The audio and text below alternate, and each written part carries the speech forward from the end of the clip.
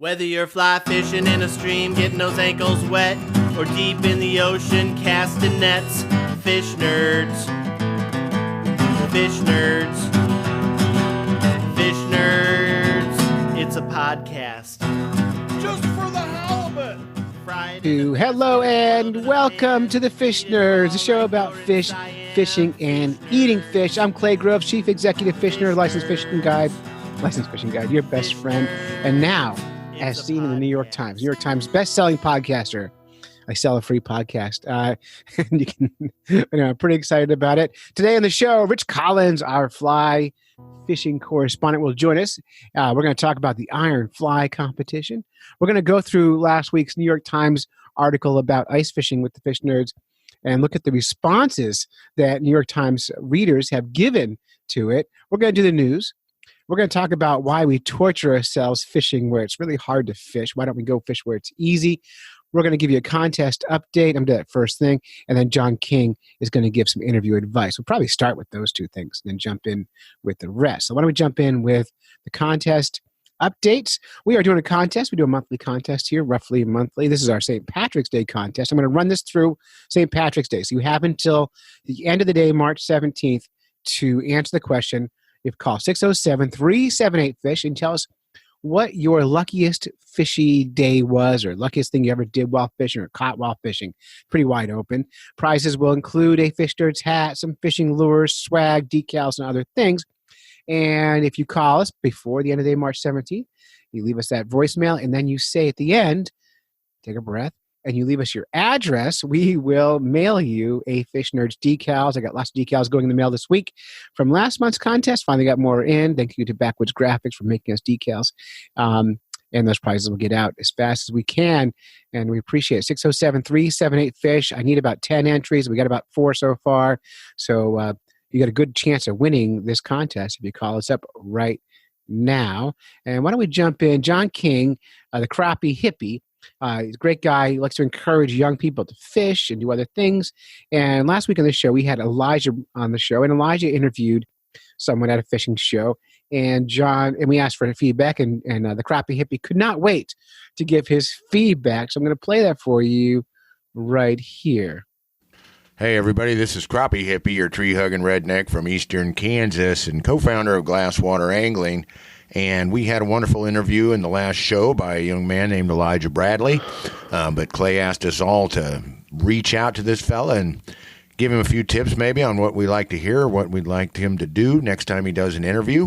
And as an up-and-coming person in the Clay Grove School of how to be a podcasting correspondent, I've got a few things that I've learned in my journey. Don't feel bad, Elijah. This is not criticism. This is not any kind of a snarky takedown. But I just want you to know we all got to start somewhere. My first interview I sent into Clay totally raw.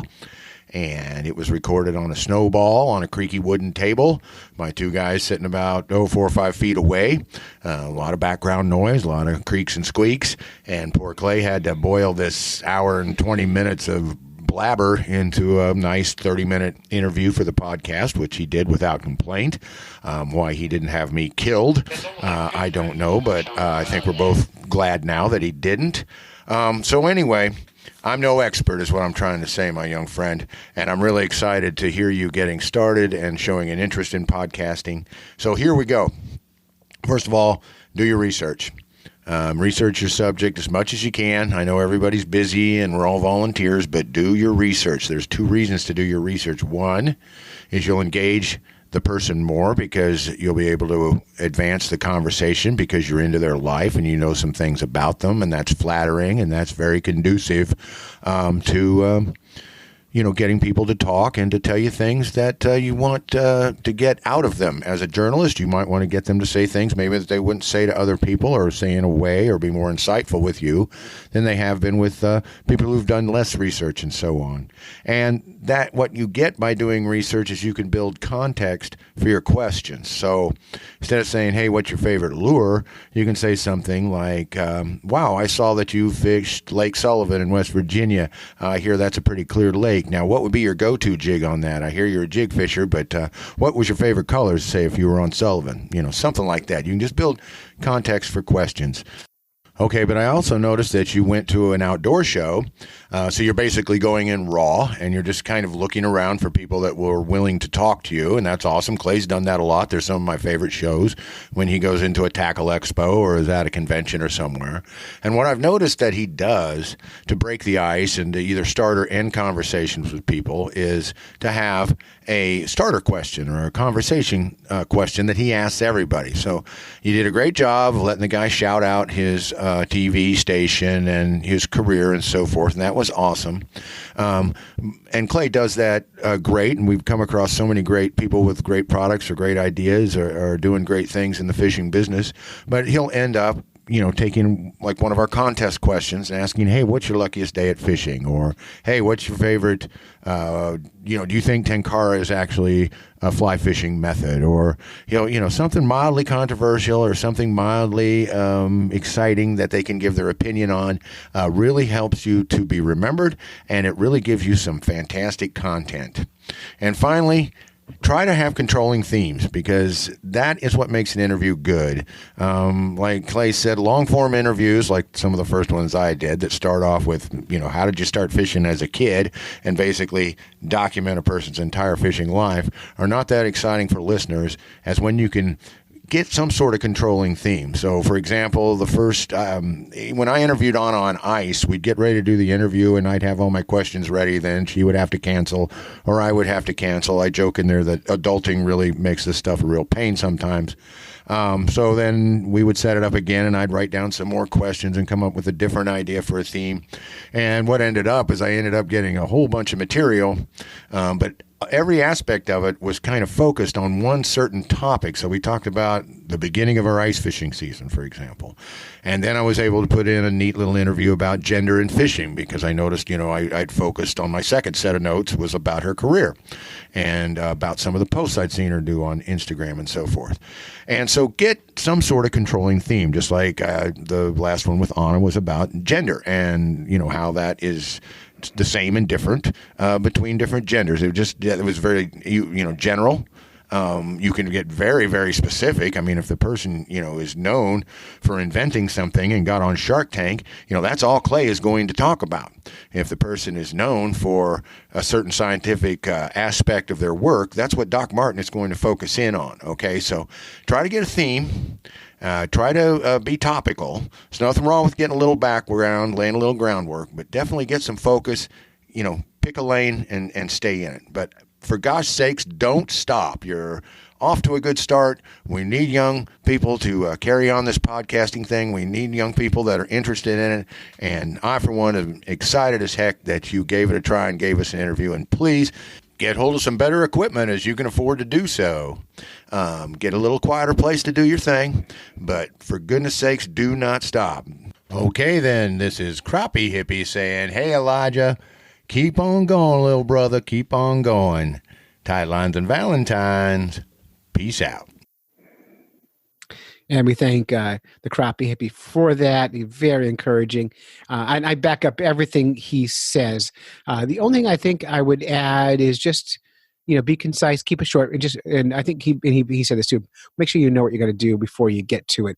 It's sometimes really hard to do, but take a minute, take a breath, make some notes, and you'll do fine. But thank you, Elijah. And we encourage you to record more for us and try to keep something in. Speaking of which, we are also looking for more Fish Nerds correspondents. If you have a story to tell or you want to get your voice on the show, drop me an email, clay@fishnerds.com, and I will tell you what you need to do. The really most important thing is that you have the chops.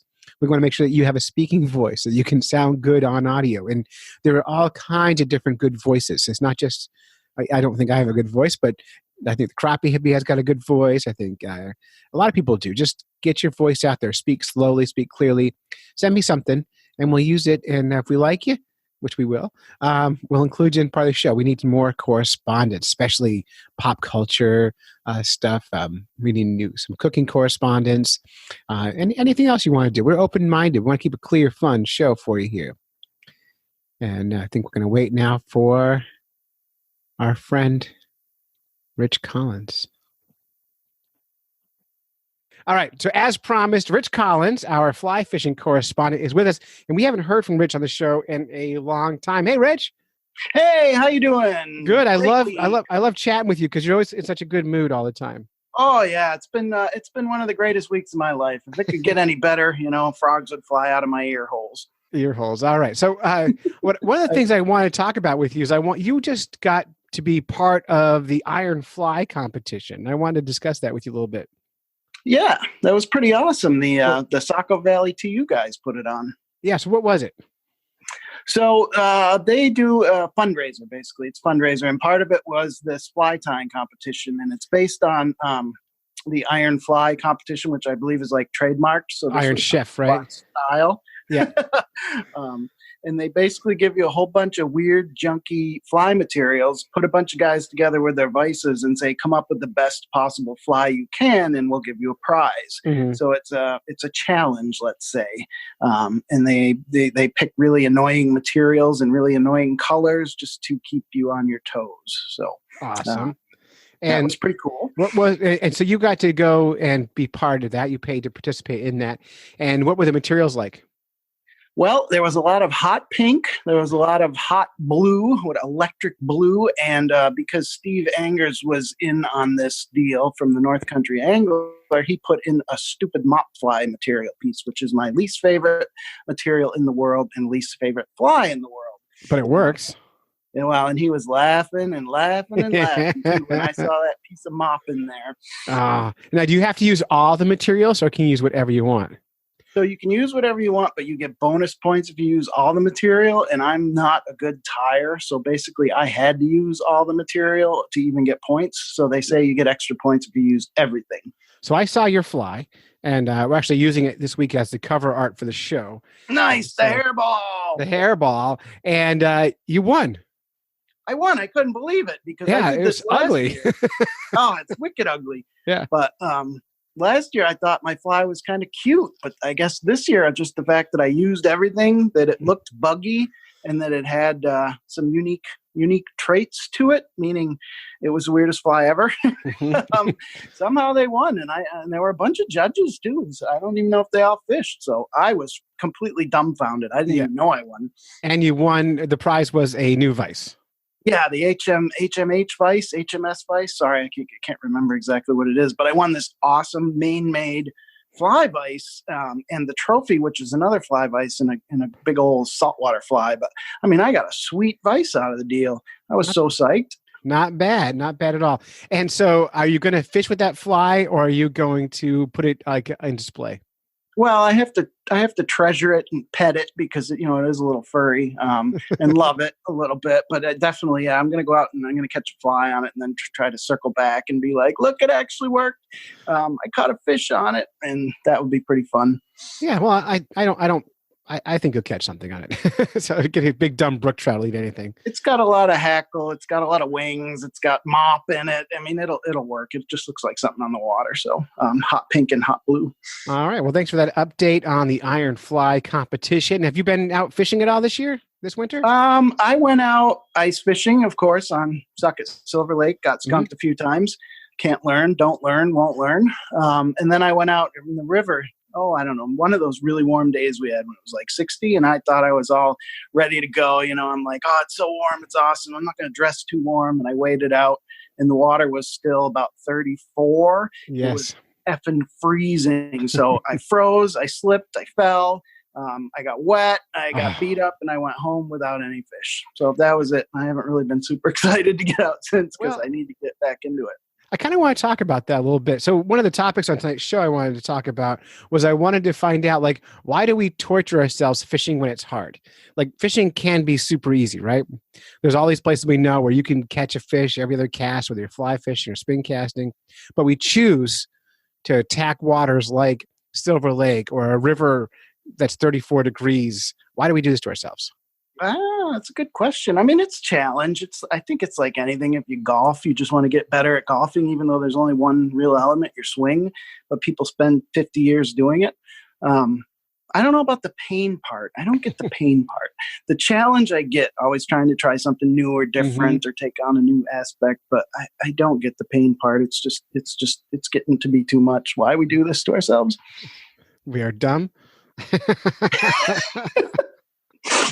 I think it's either ego or it's just evolutionarily like it's fun to conquer things, right? It's fun to like if you use a worm on a a bobber, you're going to catch panfish. So it's kind of like, why do that? Let's go do something goofy and difficult, like tie our own fly with garbage and see if it floats. Yeah, that's fun to do. Now, so we've been working on Silver Lake now for a number of years, and we still haven't mastered that lake, despite our taking the challenge on as often as possible. Vinny's been out there for the last 4 days in a row for like 6 hours a day, and he hasn't caught a single fish. Yeah, he did. He finally got into some nice ones, I think. Oh, well, he sent me some pictures. He caught one fish like 4 days ago. That's fine. That's it. Yeah. But he's out there right. He's out there right now. Like, of course he is. Yeah, he's just jigging, not catching anything and having a great time. I don't know. I've actually barely fished Silver Lake this year. This winter, I was like, yeah, no, not into it. But now it's a New York Times special. So yes. So now I have to. So the New York Times article last Sunday broke and reached 1 million or so readers on paper. And then this past Tuesday, it went international into the New York Times international distribution, going to 161 countries worldwide. So now everyone's going to want to come to Silver Lake and get skunked. I don't know about that. I mean, congratulations on the article. It was awesome to see you guys getting the notoriety that you deserve. But, holy hell, yeah. It was an interesting article.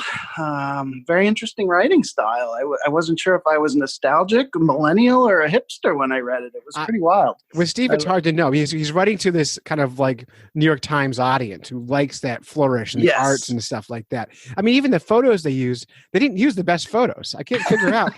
Like they use those that evoke questions or emotion or like empty space to make you think. Like I totally get it.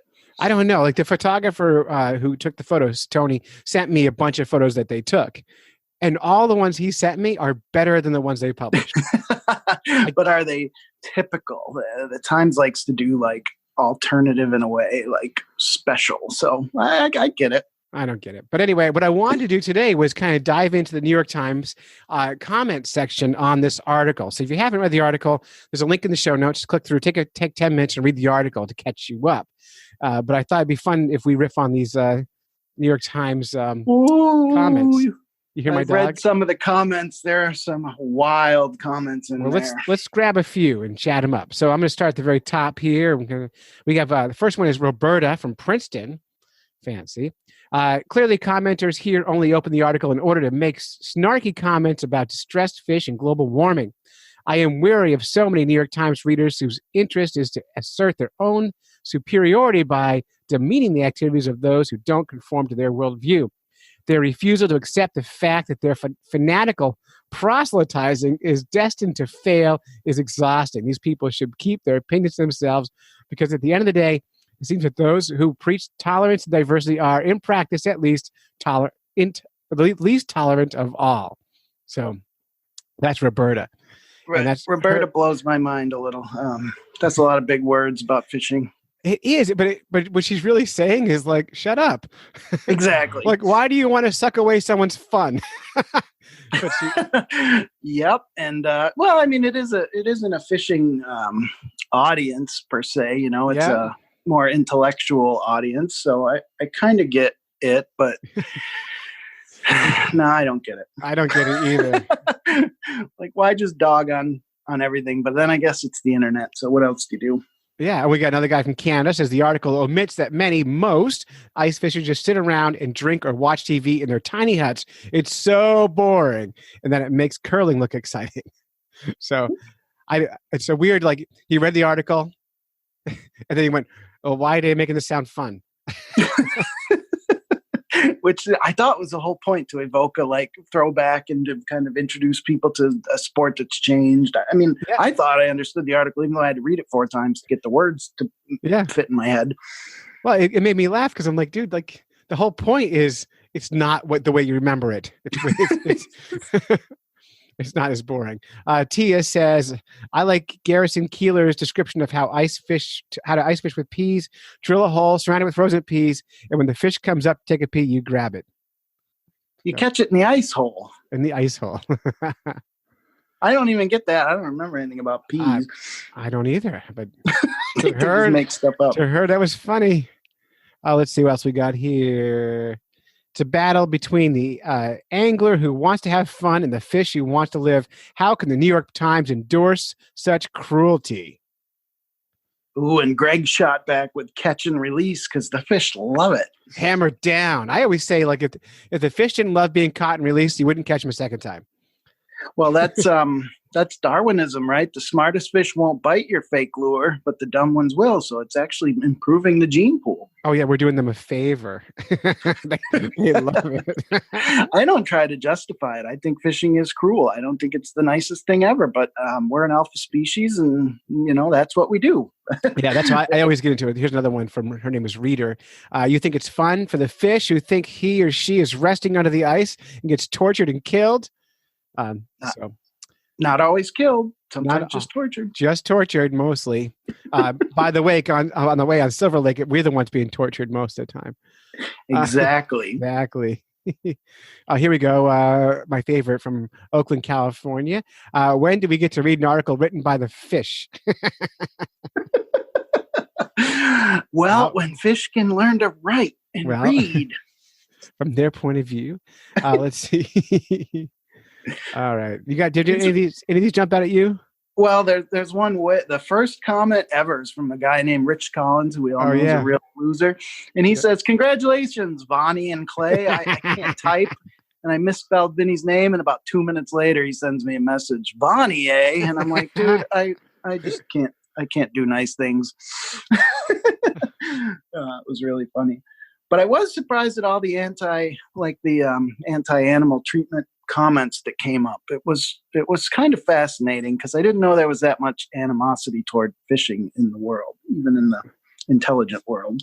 Well, I mean, I'm not surprised by it because I deal with them a lot, and I would expect from the New York Times audience, you get kind of in general, a more liberal, kind of hippie, probably more vegans reading the Times than you do, say, like watching Fox News. So I'm not terribly shocked by it. I'm terribly shocked by how offended they are by it. But a lot of hippies go out, hang out, live in the woods. They do a lot of things. So I don't know, hippies.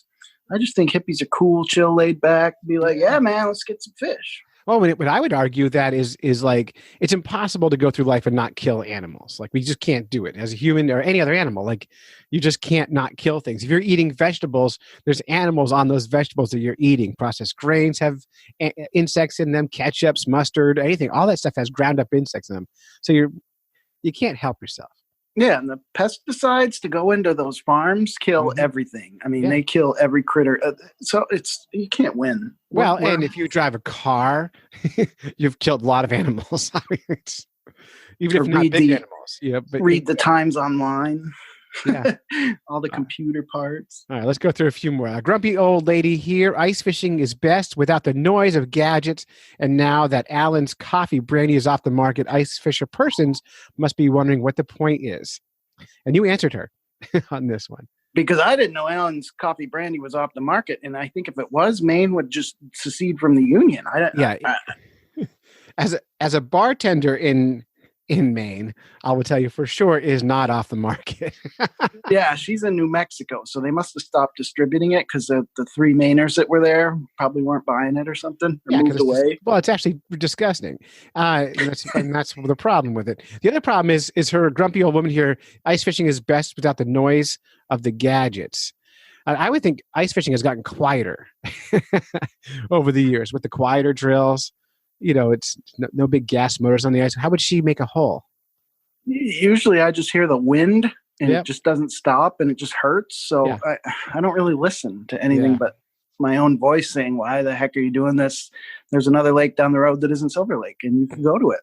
Yeah, that's the best way to go. Let's see. We're going to go once. Oh, here we go. From Norbert Bernhard. Killing animals is neither sport. You're just sitting there. What's the big deal? Nor fun. Real men don't kill the innocent who can't defend themselves. So I got nothing. I'm going to read the responses to Norbert. This is from a guy called The Horror. Either we kill the animals to eat them or they kill plants to eat, or we kill plants to eat them. Either way, it will happen. I guarantee you. So the horror is just saying eating is, an act of violence. Right. Yeah, which I agree with. JP says, did you read the release part or the part about eating the invasive species? Sounds like healthy environmental management to me. Good yeah. call. And Patrick says, fish eat other fish in marine life. So what's your point exactly? Just because a walleye bigger than a yellow perch, a crayfish, or minnow means it is a superior, more sentient being and has a right to kill its prey. So the ice fisherman who catch the walleye is actually saving hundreds of other defenseless animals a day. You should be grateful for. I love this. You should be grateful. We did you a favor by taking that big trout out of the water. Well, all the fish it would have eaten. It was a murderer. That's the best argument I can see there is, yes, the whole cycle of life. The reason we fish is our like primal instincts teach us to hunt and fish. And it's like we're using part of our brain that's dying. So, maybe I'm part animal still and I like it because there's something about the chase that's really fun. And no matter really what, fun. It's cool. And I've always been to the case, like if anyone asks me about fishing, I'm going to tell them it's the dumbest sport ever. Absolutely. There's no logical sense to it. So anytime anyone comes in and is like, it's a stupid thing. I can't believe you're just catching a fish, taking a picture, putting it back in the water, then doing it again. I'm gonna you're right. Totally dumb. So fishing for food makes sense, but we've intellectualized it. Like you said, we have to make it harder, and then we have to somehow decide, let's just keep putting them back and then catching them again, so their life is kind of living hell. We'll do one more on the negative side. Fish. I'm gonna ignore her bad grammar. Fishing is creature torture. It is not a sport. By the way, I don't understand the sport aspect either. I'm with her on that one. All those birds and turtles who are strangled and cast aside lines left by lazy, indifferent fishermen also agree. I'm sure she's been talking to them. We have so overfished the plants' waters that ecosystems are ruined.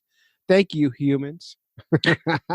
Well, I agree with all that, but that's more commercial and greed driven. Yeah. That's the other part of human nature that it really bugs me. Yeah, we could agree on we don't want the ocean being dredged out for fish. Right. The response here is from someone named Sean from Oregon.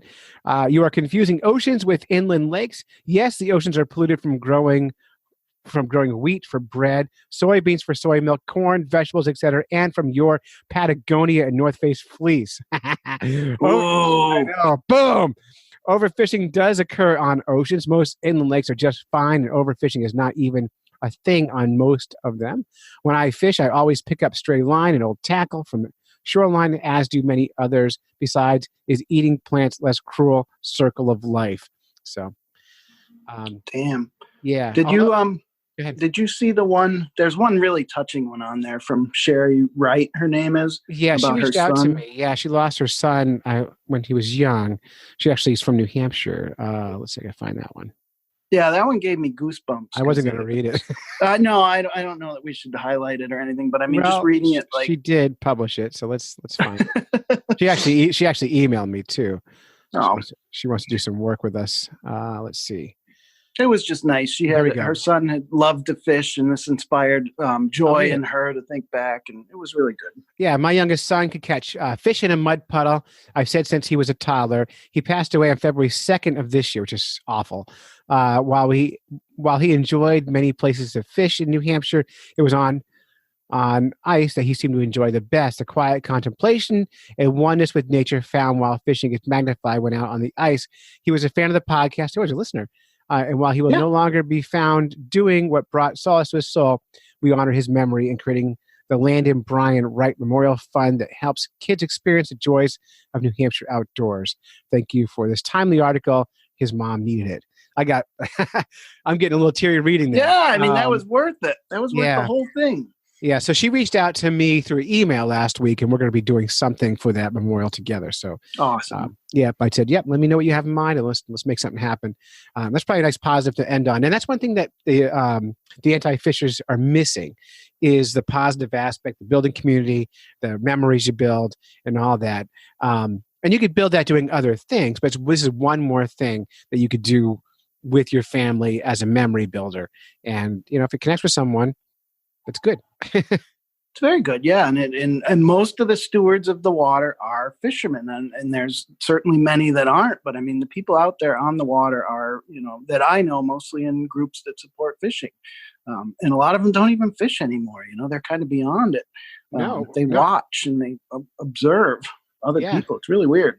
Well, I always recommend to people, if one of the ways you can help our waters in our states is by buying a fishing license, even if you don't fish, because that money goes to support the habitat restorations, the management of the lakes, the ponds. So all that stuff goes to where you want to go, and it's a tax one chooses to pay.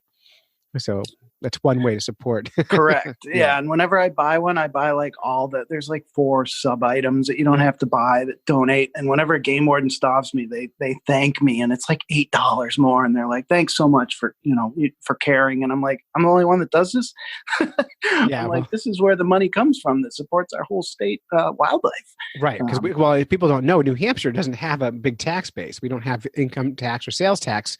So we have to fund these systems, and that's one way we do it. So, right. At Olukai, we handcraft Hawaii-inspired footwear, finding inspiration in Hawaiian culture and craftsmanship. Fishing is at the heart of Hawaiian culture today, just as it has been for centuries. Generations of fishermen and women expertly cast from rocky shorelines and sandy beaches. They spearfish, throw nets, fly fish, and navigate their boats beyond the reef into deep blue in search of the next big catch. No matter how they do it, there is an attention to detail and respect for the ocean that guides their passion. At Olukai, they believe in the same attention to detail when crafting their highest quality shoes and sandals built for every type of marine environment. Alukai's water-friendly Nohea Moku slip-on shoes features razor sipping with non-marking rubber for extra grip on the deck, dock, or rocks, and designed for easy off barefoot wear. I actually have a pair of these shoes that they sent me, and they're super comfortable. Been wearing them all week. They're terrible for ice fishing. I tried putting cleats on them. My feet got cold, but they're going to be great once the ice melts and the boat's on the water, and they're super comfortable, and they have this heel that's designed to slide your feet in so you don't wreck your heel of your shoe. When it comes to sandals that perform, Alukai's new Ulele provides the comfort and durability of a sneaker in those long days on the boat or on the shore. And those are like a flippy flop, and they float, and they're really nice looking. And I have not worn mine yet because it is still winter time, but I can't wait to get them on. They also sent my wife a pair of shoes, and we'll do a deep dive on those later once it warms up a little bit. But you can go to olukai.com/fishnerds, click on through and help support the Fish Nerds podcast. It really makes a big difference. Just click through. Everyone wears shoes, and you're ready to go. And I'm getting a text while I'm trying to say all this. We also want to thank our Patreon subscribers or supporters for supporting this podcast. Go to patreon.com/fishnerds. We're hoping everyone gives us $1 an episode, about $4 or $5 a month to help keep this ship floating. It costs a few $100s a month to run the podcast, but the goal of this podcast is to make it sustainable. And sustainable means that the hosts get paid for it. We can buy better equipment. We make a little bit of profit on it. And that's what sustainable means to me. So we're hoping everyone throws some money in the hat. If you've got any value out of this show at all, and you think, it's worth $1 an episode, go to patreon.com/fishnerds. If you give us $25 a month, we'll say the name of your business at the promo, like we do for Josh Lopes. You can go to lopestax.com, and you can support a local supporter of the Fish Nerds podcast. And it's really nice that he does that. News, fish in the news. Everybody loves their fish in the news.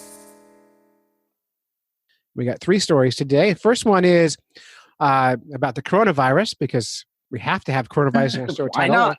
Well, I need it in the show title so that people will, search it. Oh, yeah. Be fearful. Yeah. So this is from ABC News Australia. Live fish trade plummets as coronavirus blamed for scaring customers away from Chinese restaurants. I'm speechless. I can't even go to where this goes. People aren't eating at Chinese restaurants because the origin was in China. Yeah, sadly, I saw this on Fox News, saying that people should. And I don't mean to poop on Fox News on my show, but in this particular case, I did see them recommend avoiding Chinese restaurants as a way to Really? Well, coronavirus. So you poop in toilets, right? yeah, everyone poops. All right, so the live fish trade out of Tasmania is the latest casualty of the seafood industry as coronavirus scares customers away from Chinese restaurants. Rock lobster and abalone exports from the island state were already under pressure from the global spread of COVID-19. Exactly like toilet paper scenario, Professor and expert Steve Crocker usually exports. Oh, that's a quote out of context. I don't know why I read that. Processor and exporter Steve Crocker usually exports lobster, abalone, and live fish to overseas and mainland markets. This time of year, he would usually spend about 1,500 kilograms of live fish to the markets in Sydney and Melbourne each week. He is currently selling less than 400 kilograms, which is about a third of what he should be setting. Our Chinese tourist numbers are not there anymore, and the local community are all concerned about dining at Chinese restaurants, Mr. Crocker said. He said social media had scared people out of going to restaurants. It's a fear factor of catching the virus in a restaurant, and it's pretty well unfounded, he said. 78 fishermen are involved in the Tasmanian fishery, and most are owner-operators who employs multiple deckhands. Now, basically, like, if you're doing stupid things like not eating or not like reading and you're avoiding things that don't make sense, you're hurting people's livelihoods by being dumb. Yeah. Or choosing your ethnicity based on virus and what type of food you're going to eat. Like, well, we can't eat Italian because they have the virus. We can't eat Chinese because they have. Well, American has the virus too. We do. Right. So what do So we? no more cheeseburgers. We sell live fish into the Sydney and Melbourne markets. It's been affected by probably 70% because no one's going to buy fish. This is repetitive now. The wrasse, usually 70 tons of wrasse a year. Morong are the fixed total allowable. I can't read this. I don't know what that even means. But basically, it's not really that interesting beyond there. Beyond there. But basically, stop being racist is the point. Yes. The Chinese did not do anything to us. We weren't attacked by China with a virus. This is a virus. Australian restaurants are not Chinese. I can't wrap my head around it. No, but this is Australia, Tasmania, right? No, but you're seeing the same thing in the United States, and you're seeing the same thing around the world. And people love to blame each other for stuff. This is just a virus. Nobody did anything to you, so stop it. Just stop it and do the regular things you've always done. Well, I hope you wash your hands and you don't cough on people. I mean, those are we've devolved. We have. We're down there with the fish going, oh, is there something shiny to bite at? I know. I do want to say, though, there is a big, the media blow up over this. People are complaining about it, and they're saying things like, when the H1N1 came around, the media made a big fuss about it, and the SARS, the media made a big fuss about it. So I'm not worried about this one. And what I kind of want people to remember is the media made a big fuss about those things, and the CDC and World Health Organization did their jobs and stopped those diseases from spreading around. And the only good scenario of this disease is in a year we're complaining about the media making a big fuss about it and nothing happening. Like, that's the goal. The goal should be we blew it up. Like, that's the best case scenario is in a year we go, hey, nothing happened. I got nothing. Yeah. I don't know what to do anymore. Yeah. Just live like life is important, I guess. Yeah. And you know what? I think if you're ice fishing, you're pretty safe. Yes. But we're wrapping up our season on Saturday because the ice is going away. Garbage. I did fish Winnipesaukee yesterday, and I did get on it with about 8 inches of good ice, so we're all right. With Dave, I thought Dave was dead. Dave is dead, but he's now zombie Dave, back from the deep. All right, let's get another news story up here from Florida. Politics shark story. Bans. Yeah, shark bans. This is important. And I have two. I have a headline opinion, and then I read it, and I have another opinion. So. It's a tough one. It's a tough one to understand. The House passed a shark fin ban renamed after Kristen Jacobs with a carve-out for domestic fishermen. So initially, when you read that title, you read, oh, because I'm catching the fish domestically, I can sell shark fins to foreign markets, right? Right. And if you know what shark finning is, and this is how it's been done traditionally, is people catch these big mako sharks, they saw the fins off, they dump the live shark down in the ocean, and it goes to die, right? And to all of us free thinkers, we know that that's a bad idea. Right, just bad mojo. I'm not going to read the whole article to you because I read it already, and I'm going to give you the gist of it. But the carve out for local fishermen says, well, if you're harvesting the shark anyway, so you're already eating the whole shark, is it okay to sell the fins? Yeah, and I might agree with that because, like, even in wildlife management, there you can't just kill critters for the sake of killing them. Even if you just take their antlers, I think in most states you have to take the meat, at least pretend that you're going to use it. Like, you can't shoot a deer and then just giggle and go, "Oh yeah, I have a hunting license." It's wasteful, and there are some rules. So if the fish is already dead, if you're eating all the meat anyway, you might as well eat the fins. And that fact, a few years ago when we caught that shark with Sean Tibbetts, my only regret is not eating the fins. I have other regrets now, but at that time I was like, I should have eaten the shark fins because I'm never going to buy shark fin soup anywhere. But I had an opportunity to harvest my own shark fins. Now, just to get back to where I am with shark hunting, I am not in favor of harvesting large sharks out of the ocean either anymore. So I've swung around on the shark issue and don't think hunting mako sharks is a great idea most of the time. So I'm more anti-shark fishing now than I was a few years ago. I haven't engaged in it for that reason. Like, I don't know how I feel about it because they've been just abused for so long. Yeah. I think these large predators all need a break. I mean, we need to look at sharks. We need to look at even tuna, all these large fishes that we are like so obsessed with catching. I think they need a break. I think. Yeah, well, somebody was saying that it is the largest creatures are the first to go extinct, which is why dinosaurs, woolly mammoths, all the big things, because they're just such big piles of meat that everything likes to kill them. Well, it makes, there's some efficiency to that. Yeah, right. So the blue fins are out, sharks are going out, like all our big critters are dying, and we're going to be eating clams and I don't know what. Insects, I guess. I don't know. I mean, that's the best way to be sustainable is eating the baits, eating the small things. Like that's the way you end up with sustainability. You're not going to get sustainable by eating the top predators. There's just not enough of them. And with fish being the only wild food we eat, in the supermarket, that's why when I'm at the supermarket and they sell like Acadia redfish, I'll buy like 4 pounds of it. It tastes great. It's a small fish. It's cheap. It's like $2 a pound. Because no one wants it but me. And it's delicious. So, oh, it's so good. It's good. Like clean perch. Yeah, it's $1 to work for me. It's great. All right, now let's do some politics. And this is from Wired to Fish. Former professional angler Jason Quinn has filed a lawsuit against Democratic presidential candidate Bernie Sanders. The candidate's campaign allegedly used aerial internet video of Quinn running his wrapped bass boat during a Bassmaster tournament without permission.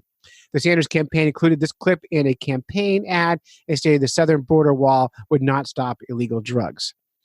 According to the Herald, the lawsuit claims that Jason Quinn does not support Bernie Sanders or give him permission to use the video. Also, Quinn claims he had been harmed by the video's portrayal of Quinn in reference to the trafficking of illegal drugs. As point number 5 in the video explains how drug smugglers travel by sea, it shows a clear aerial video of Quinn's driving his wrapped bass boat. Quinn claims the Sanders campaign defamed him, invaded his privacy, and was grossly negligent. So there's that. Case closed, man. They did it. They shouldn't have done it. And somebody, I get clients that do this all the time. Like, oh, I got this image online. Like, all that stuff's copyrighted. You can't just take people's intellectual or, creative property and just use it. So I'm sure somebody was under the gun to produce something, and they're like, oh, let's find a drug running boat. And they found the weirdest thing ever, a bass boat wrapped with a guy's name, and said, there we go, drugs. Yeah, this is one more reason that you need to hire the fish nerds as consulting to whatever you're doing in fishing media, because we can help you get this right. Dave and I were talking on the ice the other day about we need a fish nerds consulting firm to help all these anglers and fishing companies get things right, so they don't do stupid stuff like this. Or remember in Walking Dead when they had black sea bass caught in fresh water? I mean, that should just not happen. So yeah, they just need a little help. Yeah, my hope. I mean, they should just pay him and apologize. Oh yeah, because they're so clearly wrong. I don't know that they defamed him or anyone believes he's a drug smuggler from that. But he did get great press now that it got released. So. Yeah, well, I also, what's his boat say? Evan Williams, which I think's a whiskey. They must be real happy too. So there's going to be a lawsuit from them for the same thing. Well, maybe the things that reading this though, I struck me is it doesn't matter whether he's a Bernie supporter or not a Bernie supporter. Like there's some things that just don't matter to the outcome. Like it's no matter either way, Bernie should not have used his pictures. Right. In those And it wasn't Bernie. It was the media company that probably just found something online. Of course not, because Bernie doesn't know how to use a computer. Neither does any of our other last three presidents. Except for I don't know. Like I don't know. we keep having these presidents who are like in their late 70s. Like, have you ever watched your grandfather try to use an iPad? Like, they're just not happening. Like, hey, you want to lead our country? No, you can't drive my daughter around anywhere. I don't trust you behind the wheel of a car. But yeah, you can be president. Like, it's crazy. Like, what are we doing? What makes the pictures play? I don't understand. Where do I talk? Where's the tubes? I want my YouTubes. So, how do I get the YouTubes? I want the YouTubes. Everyone gets free YouTubes. My daughter Sammy loves doing Bernie Sanders impressions. Ooh, he walks around the house just yelling, "I want my dinner! Is it dinner time yet? Dinner for everybody! Dinner! You get free dinners!" Yeah, she loves that. All right, I'd love to have dinner with Bernie. He's a crotchety old cool cat. Yeah. Yeah, I don't know how I feel about him being president, but I definitely, as a person, I would like to hang out with him.